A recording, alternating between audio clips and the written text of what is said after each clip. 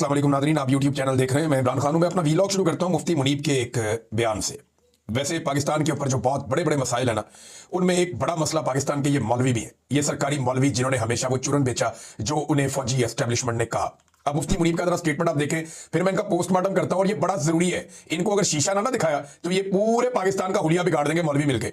ये देखें क्या कह रहे हैं, सियासत इसका नाम है। ये मौलवी सिखाएगा हमें कि सियासत क्या होती है। सियासत इसका नाम है। इंतखाबी मुहिम के दौरान ट्रंप अमेरिका के मौजूदा मुंतखब मेयर ममदानी की शदीद मुखालफत कर रहे थे। अमेरिका नहीं, वो न्यूयॉर्क का है। इन्हें कम्युनिस्ट करार दे रहे थे और ममदानी ट्रंप को फाशिस्ट करार दे रहे थे। लेकिन अब उनकी मुलाकात खुशगवार माहौल में हुई। दोनों ने एक दूसरे के बारे में मुस्बित जज्बात का इजहार किया, तलखियों को भुला दिया और न्यूयॉर्क की तरक्की के लिए मिलजुल कर काम करने का अज़म का इजहार किया। मीडिया के नुमाइंदों ने उनको जोश दिलाना चाहा, मगर उन्होंने जज्बात पर काबू रखा। और इसके बरक्स हमारे यहाँ सियासी इख्तिलाफात को जाती दुश्मनी में बदल दिया जाता है और एक दूसरे की शक्ल तक देखना गवारा नहीं करते। मुफ्ती मुनीबुर रहमान ये कहना क्या चाह रहा है मौलवी, मैं आपको बताता हूं कि अगर ममदानी का मैंडेट चोरी कर लेता डोनाल्ड ट्रंप, तो क्या ममदानी और डोनाल्ड ट्रंप एक दूसरे की शक्ल देखते? मुफ्ती साहब, दो नंबरी ना करें, फ्रॉड ना करें। आपने मर जाना है और मर के जाके अल्लाह को आपने जवाब देना है। आपको डर नहीं लगता?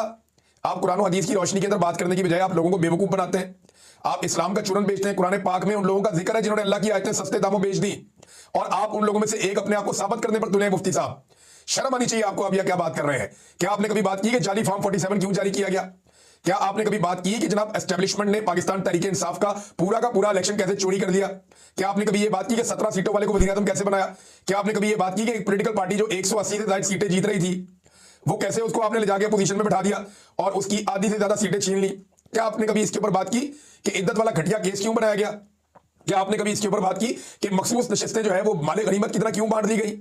मुफ्ती साहब, आप तो उन बेचारे मौलवियों के लिए भी नहीं भूले जो तहरीक लब्बैक के थे, जिनकी लाशें गिरी मुरीदके में, और आप उनके सर के ऊपर पहले बदमाशी करते थे और उसके बाद आपने उनके खून का भी सौदा कर दिया। और अब आप कौम को सिखाएंगे कि क्या होती है जमहूरियत और क्या होती है सियासत, ये आप बताएंगे। मुफ्ती साहब, डोनाल्ड ट्रंप ने अमरीकी एस्टेब्लिशमेंट के खिलाफ इलेक्शन जीता था। वहां पे वो फॉर्म 47 जारी नहीं किया उन्होंने डोनाल्ड ट्रंप की हुकूमत को तस्लीम किया, तभी उनका निजाम आगे चला है। इसीलिए वो सुपर पावर है दुनिया की।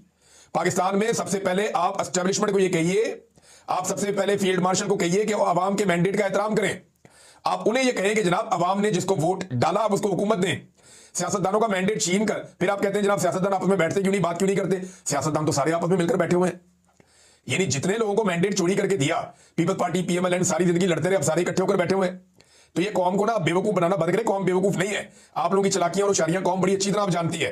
तो ये मुफ्ती मुनीब साहब को बताना बहुत जरूरी था कि सियासी मुखालफत अपनी जगह पे, सियासतदान हमेशा इकट्ठे हो जाते हैं अगर कोई तीसरा फरीक उनका मैंडेट चोरी ना करे और मुदाखलत ना करे। तो बदतरीन सियासी मुखालफिन आज भी इकट्ठे